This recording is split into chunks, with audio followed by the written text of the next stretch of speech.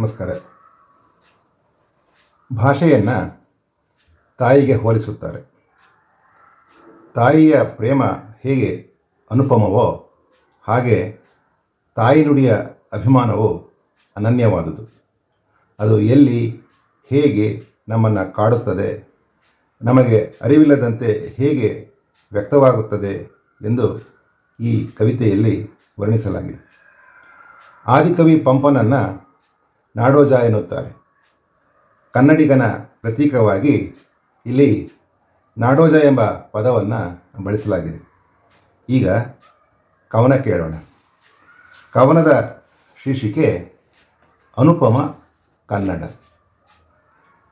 ತಾಯಿ ನುಡಿಯ ಪ್ರೇಮಕ್ಕೆ ಇಲ್ಲ ಯಾವ ಹೋಲಿಕೆ.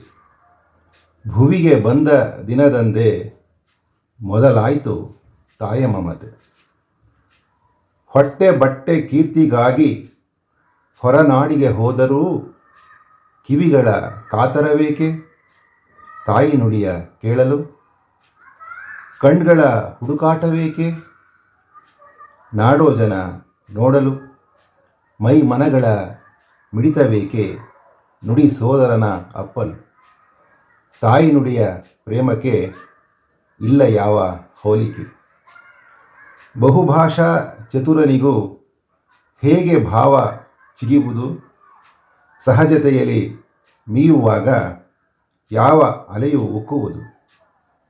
ಅಮ್ಮ ತುತ್ತು ನೀಡುವಾಗ ಯಾವ ನುಡಿಯು ರುಚಿಸುವುದು. ಸಾವು ಸನಿಹ ಸುಳಿದಾಗ ಯಾವ ಮಾತು ಉಸುರುವುದು. ಸಾವು ಸನಿಹ ಸುಳಿದಾಗ ಯಾವ ಮಾತು ಉಸುರುವುದು. ತಾಯಿ ನುಡಿಯ ಪ್ರೇಮಕ್ಕೆ ಇಲ್ಲ ಯಾವ ಹೋಲಿಕೆ.